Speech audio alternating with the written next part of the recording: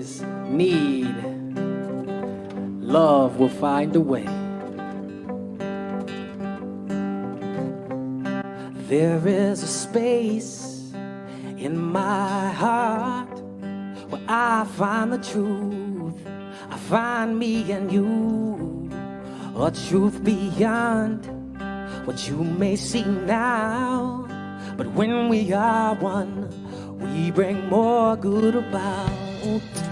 No matter who or what you call yourself or where you come from, yeah. There is a place in this world with open arms right now. Welcome to love and welcome to peace. Welcome to our community. Be who you are and let your light shine. We're so much more when we unite. You are welcome here. You are welcome here. See when new eyes allow and unfold, embrace and let go, trust the flow.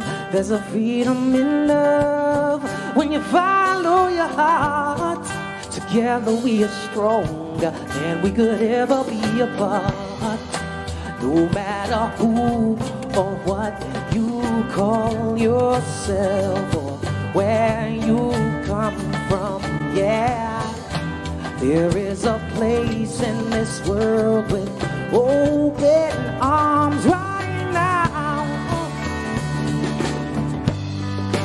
Welcome to love, welcome to peace, welcome to our community. And be who you are, and let your light shine. We're so much more when we unite.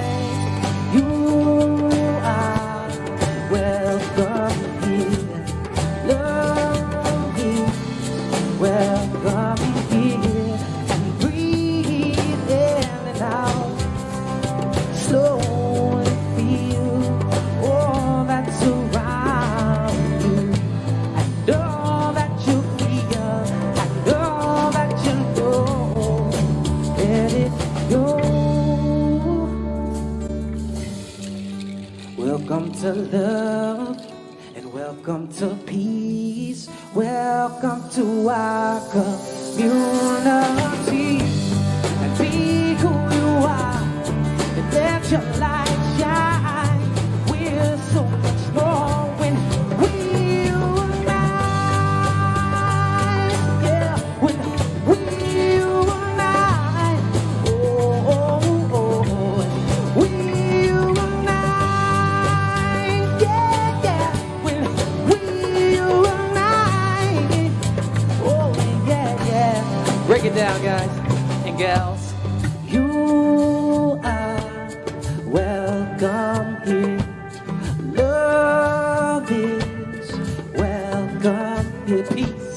Peace is welcome. You are. Now, if you'd like to sing a song, it goes, you are welcome. You are welcome here. Love is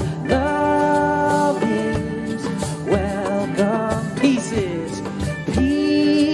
is welcome here. You are welcome here.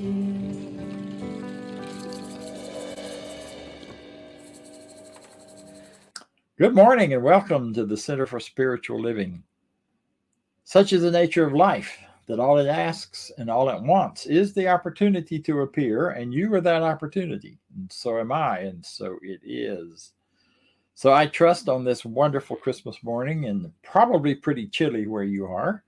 By now you have some presents opened and some hot coffee going and some crazy Christmas breakfast that you don't do any other time of the year. Who knows what's up?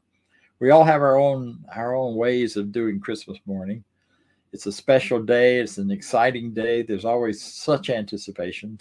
So whatever you're celebrating today, whether it's Hanukkah or Christmas or Kwanzaa or Saturnalia, or you're still in the afterflow and the afterglow of celebrating the solstice, which is actually the granddaddy of all of these celebrations because it's the one that we all experienced earliest and most universally in our development as human beings and as a species.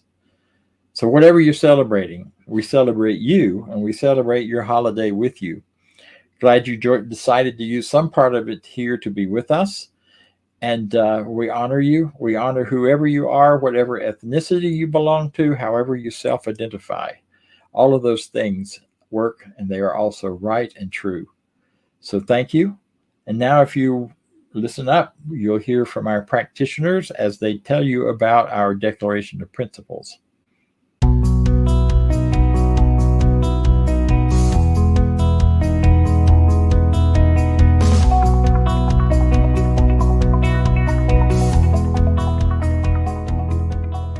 I believe in one God, one absolute power and first cause to all things. I believe that this power is perfect love and creates out of a desire to express love. I believe all thought is creative, and how I choose to think creates my personal experience. I believe in the unity of all life and the immortality of the individual soul, forever unfolding. I believe in the eternal goodness, the eternal goodness of God, the eternal loving kindness, and the eternal givingness of God to all. And so it is. And so it is. And so it is.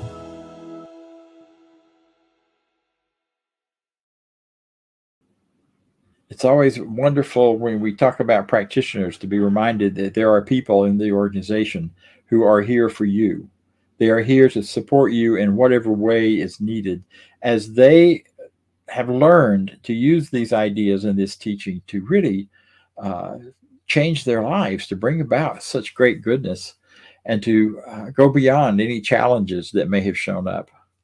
And so I'm grateful that today we have Norma Roberts to share wonderful reading and treatment for this Christmas morning. Good morning to all of you and a very Merry Christmas. You know, during the Christmas season, we need to talk about, or we are talking about really, the birth of Jesus. Luke chapter 2 says, "And it came to pass in those days that a decree went out from Caesar Augustus that all the world should be registered. So all went to be registered, everyone to his own city. And Joseph went to the city of David, which is called Bethlehem, because he was of the house and the lineage of David, to be registered with Mary, his betrothed wife, who was with child. So it was, while they were there, the days were completed for her to be delivered. And she brought forth her firstborn son, and wrapped him in swaddling cloths, and laid him in a manger, because there was no room for them in the inn.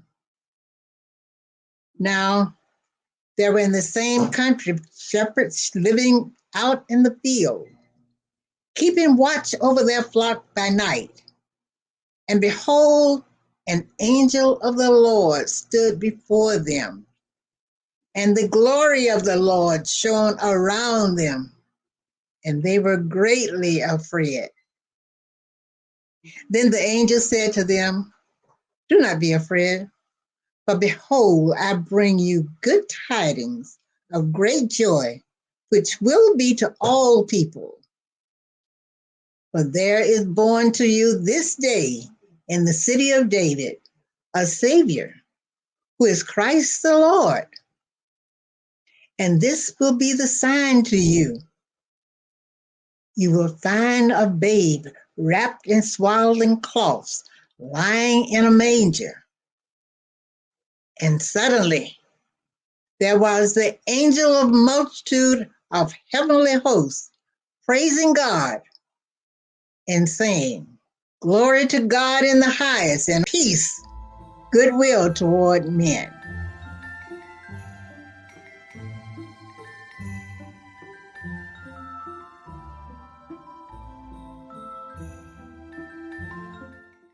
Hi, everyone. My name is JD Martin. And I'm Jan Garrett, and we're so happy to invite you to our fireplace room, where you can see things are quite decked out. We even have a pine cone wreath up here. We're going to do a really lovely song for the holidays for you. It's called A Celtic Christmas.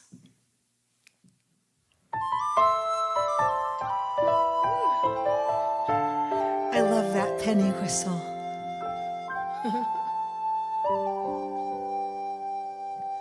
We gather at the darkest time to welcome in the light and celebrate the first Noel upon a Christmas night. So deck the halls with boughs of holly, lightly falling snow. We'll fill with light this silent night and let the old year go.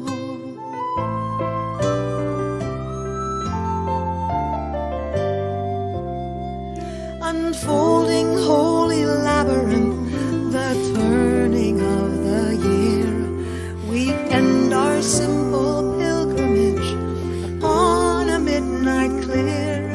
And even through the darkest night, the longest, deepest cold, we'll hear the angels singing in the chambers of the soul.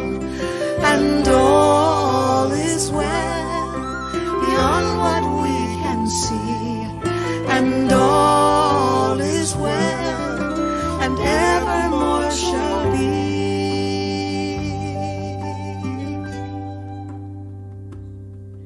And everyone we've ever loved is still alive and well. The heart remembers everything as far as I can tell.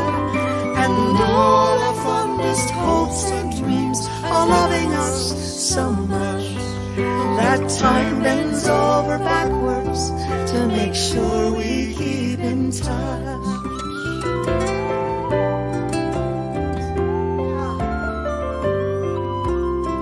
So let us sleep in peace and with a grateful heart awake and greet a new beginning with the dawning of the day.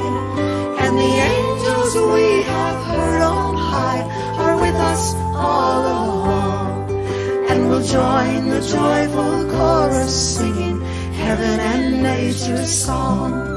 And all is well beyond what we can see, and all is well, and evermore shall be.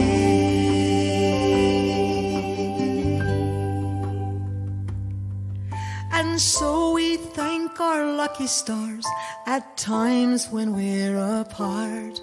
We'll always be together in this kingdom of the heart.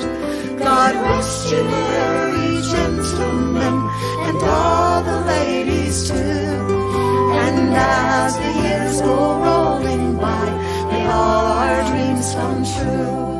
God rest you, merry gentlemen, and all the ladies too. And as the years go rolling by, may all our dreams come true.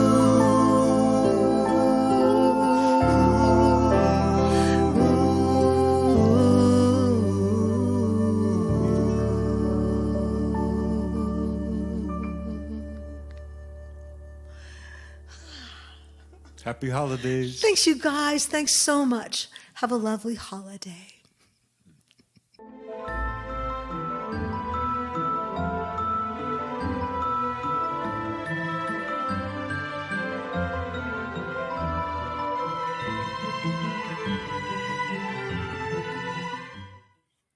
The Christmas story, the story of the birth of Jesus is a myth in the sense that it's a truth that is of a story that has never, may or may not have ever physically actually happened, but is happening all the time in the hearts and minds of all of us.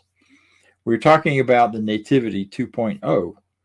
And as we all know from our internet days now, that 2.0 is better than 1.0, and 3.0 shows up, and sometimes those are better, but they are definitely always different. So as we're looking at Nativity 2.0, I want to offer you some perhaps different ideas about it than you may have thought of before. You heard the story of the angels, you heard the story of the announcement, the expectation, the anticipation. And you know, that story on the outside, all of those outer myths and outer stories and outer expressions are symbolic, real and physical many times, but they have a symbolic expression that matches something going on within each of our consciousness, inside of each of us. That's what makes them universal. That's why these stories are universal and can be related to by people, all people everywhere. Whether they decide that they believe in one religion or not, the stories transcend religions. They transcend a particular cultural expression of them. So the idea that something good is coming, something important is coming, something's going to happen, really is central to this early part of the Christmas story, the Nativity. And that happens in each of us. It happens in each of us as we recognize something good is about to happen. You know how you get that feeling some days? You wake up, you feel good, you're ready for the day, and all day long you have this intuition, this niggling, nudging, tugging feeling within you that something's coming, something good, something special, something's going to happen, something's going to wake you up, something's going to come to you that you hadn't expected. I had some of that the other day, and I woke up and I did a little mental spiritual work, did my morning routine, and then I just had this real exciting sense that something good's coming. And within an hour, I got a phone call from someone I hadn't heard from in a very long time, invited me to participate in some ministry and some work here in the Atlanta area, and inviting me back into a relationship we hadn't talked in quite a long time. And it was wonderful. It was delightful. And it was like, the newness has arrived. Something new has been born here, this new relationship. From the past, yes, but new in its present tense, in its present moment.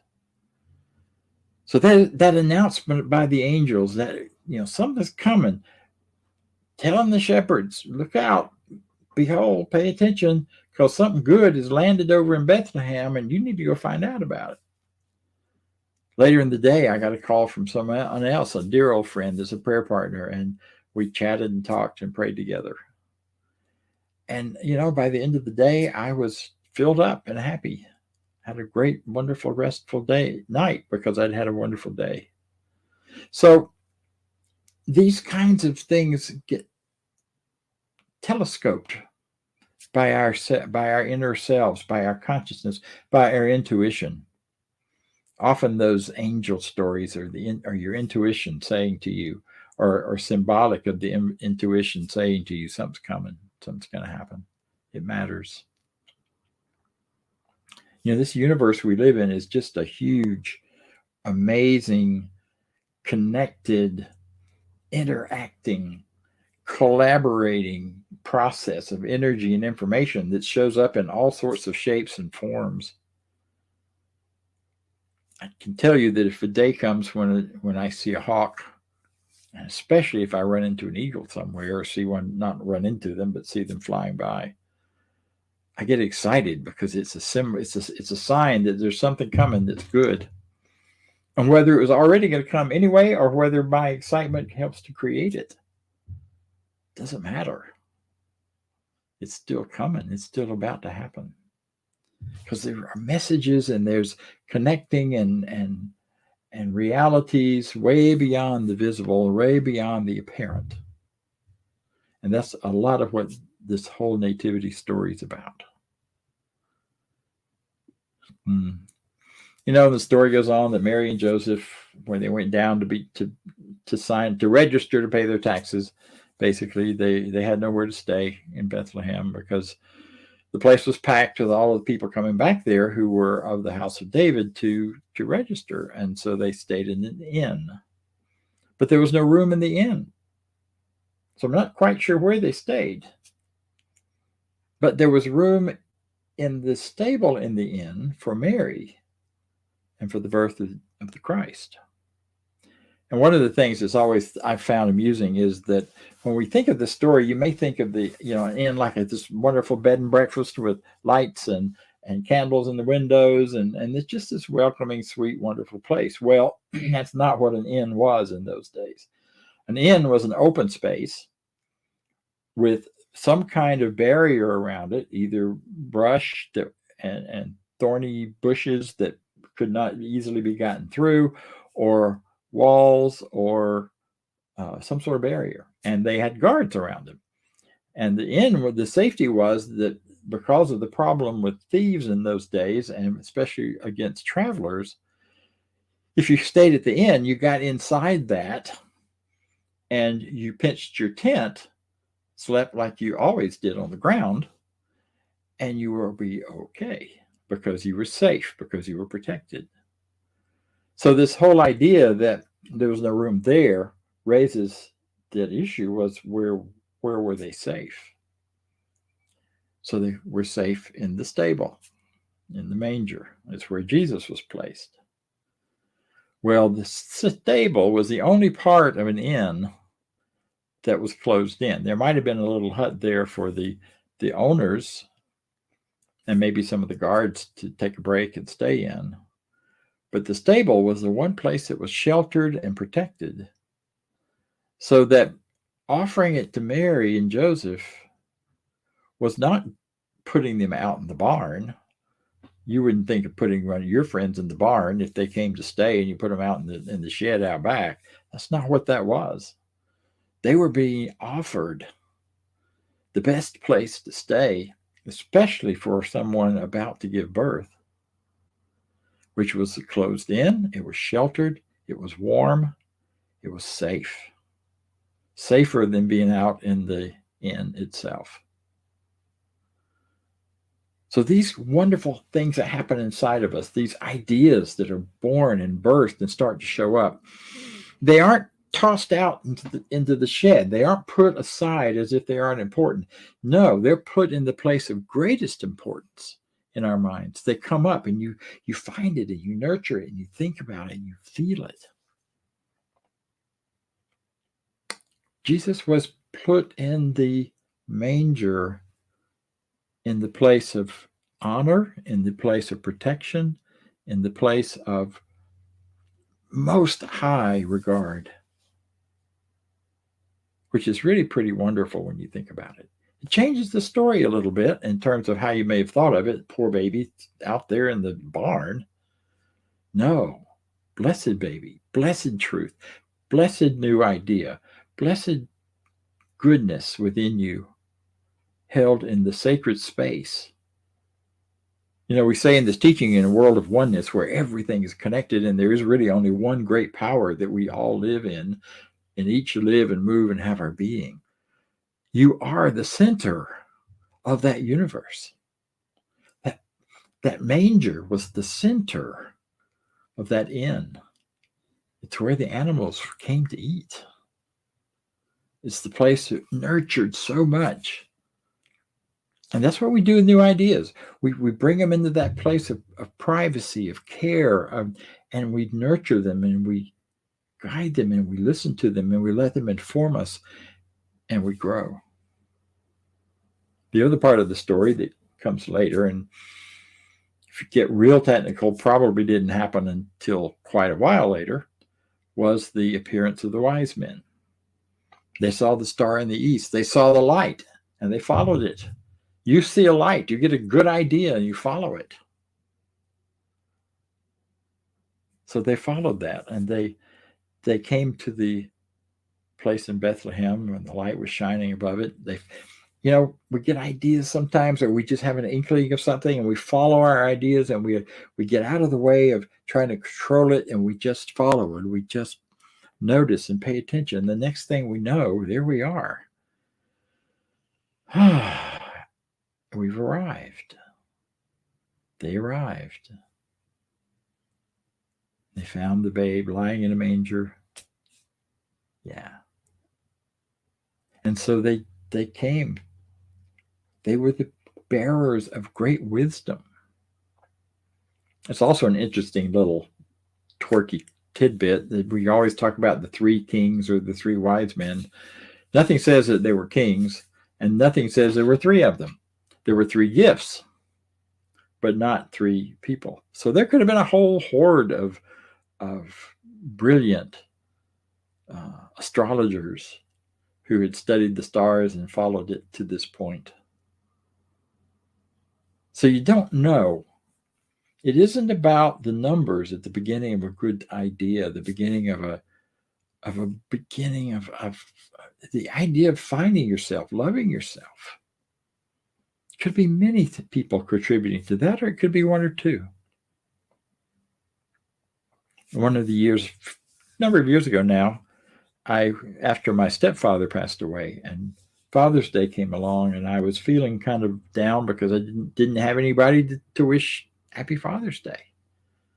So I made a list of all of the men in my life who were older, who had fathered me in one way or another, given me a good idea, given me love, support, shelter, all those things we think of fathering to be. And the list was quite long.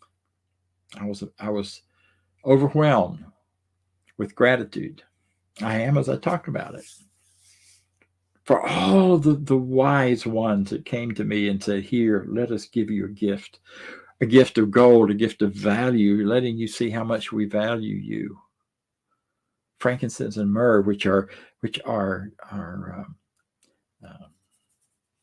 things that help you in funerals. There were incense, and there were things that were used in burial, but the significance of that is they were offering lifelong belief in the value of the child. These men did that for me. And so as Father's Day came, I started the phone calls. I started the list and went down the list and called as many of them as I still had information for and that were still alive. It was one of the richest, most powerful Father's Days that I think I've ever experienced. Because I got to give back for all that had been given. And that leads me to the last of these significant symbologies from the nativity story. It is the story of the birth of a child. The story of a birth of the child within you, the child that you are, the divine child that you are. Now, that may be hard to put your head around to start with. I'm divine child? You betcha. You see, we are all expressions of this divine energy and power, which takes shape and form and shows up as every part of creation, including you and me. We may not see or recognize how good we are, how divine we are, how lovable we are.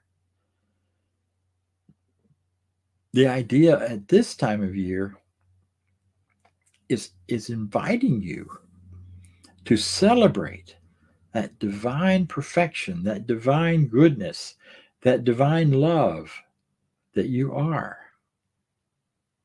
100% and absolutely. And as you do that,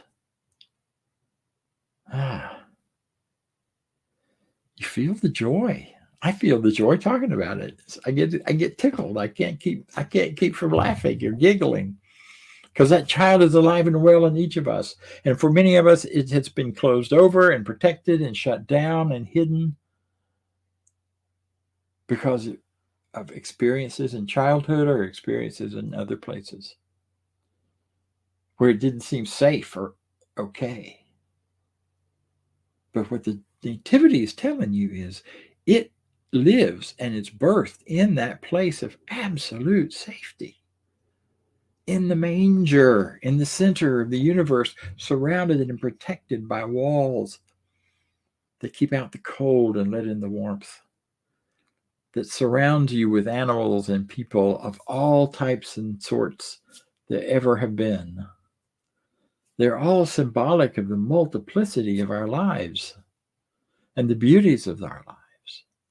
And so as you settle into that awareness, as you see the next decoration or hear the next Christmas song celebrating the birth, accept it just celebrating your birth, not just the birth of 2,000 years ago, but the eternal, forever and over again birth of newness, birth of new light, birth of new being, birth of new beginnings, starting fresh and innocent like a baby.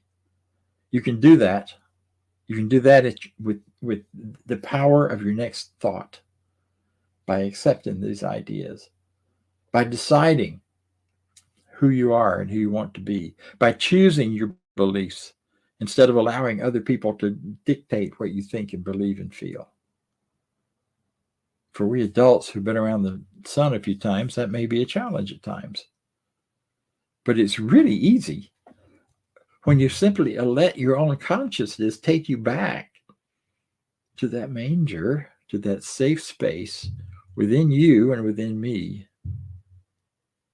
of the birth of the Christ, the birth of the Jesus. Because you see, you are wonderful in that space. So am I. So finally, in closing, I'd like to share with you a letter. This is from Ernest Holmes, the founder of our teaching,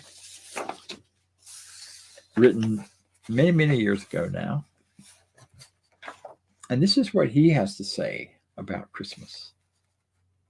Christmas is for remembrance. The love manifested through our gifts to each other typifies the offer of life and the givingness of spirit to its creations. The hands of the eternal are outstretched through our hands, and the heart of the infinite beats in the human breast. But the giver must give of himself or herself or themselves.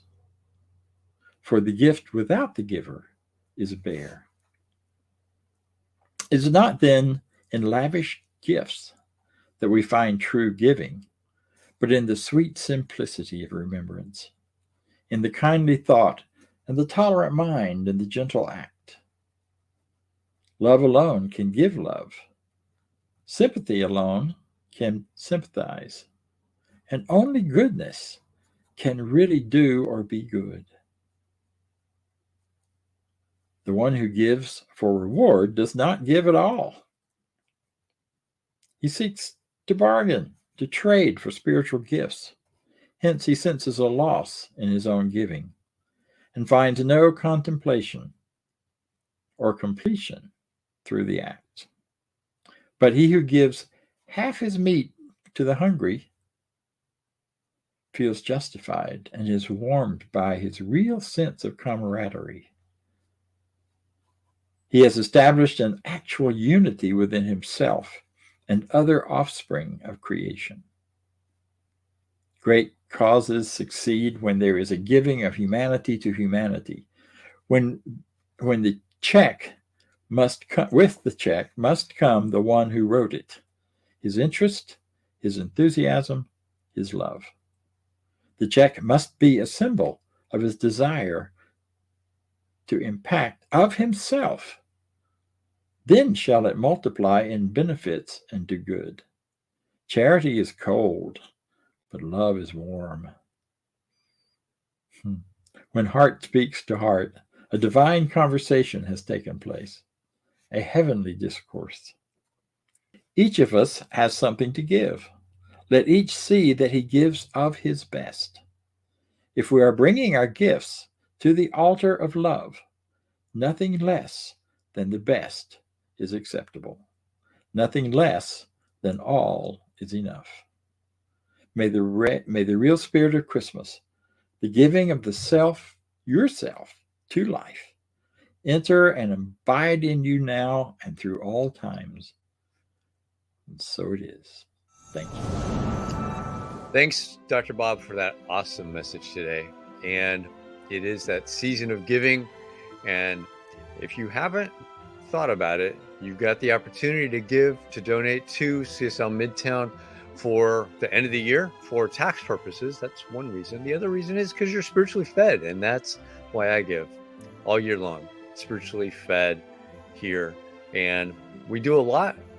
And I hope you really, really get a lot from what we do. So with that, you can join me in our affirmation of prosperity, which will show up on the screen, or you can click the QR code that'll pop up and see what you've got an opportunity to give. So you can go to cslmidtown.org and click the donate button, or click the QR code and it will take you right there. So now our affirmation of prosperity. I live in a universe of abundance. As I freely and joyfully give, I join in the divine flow, and all that I share with life returns to me multiplied abundantly. And so it is. Back to Dr. Bob for announcements. So thank you, Vance, for that. And I will simply add to it that we do have some wonderful things coming up in the new year. We'll see you next Sunday for a releasing ceremony and for a talk on releasing and affirming. Also, later in January, we have our next certified class, which will be Prosperity Plus 2. So look forward to that. Look forward to those announcements and how to sign up and to get involved. So before you go today, know some truth with me. This is our closing affirmation of life. I leave this place now knowing something better than I knew before. I go forth into the world with a heart full of love and a mind full of good sense. I look at the world in a greater way, knowing that I have within me everything I need to create the life I desire. I give thanks for this understanding, and I am grateful for the spirit of life that lives through me. And so it is. Thank you. See you next time.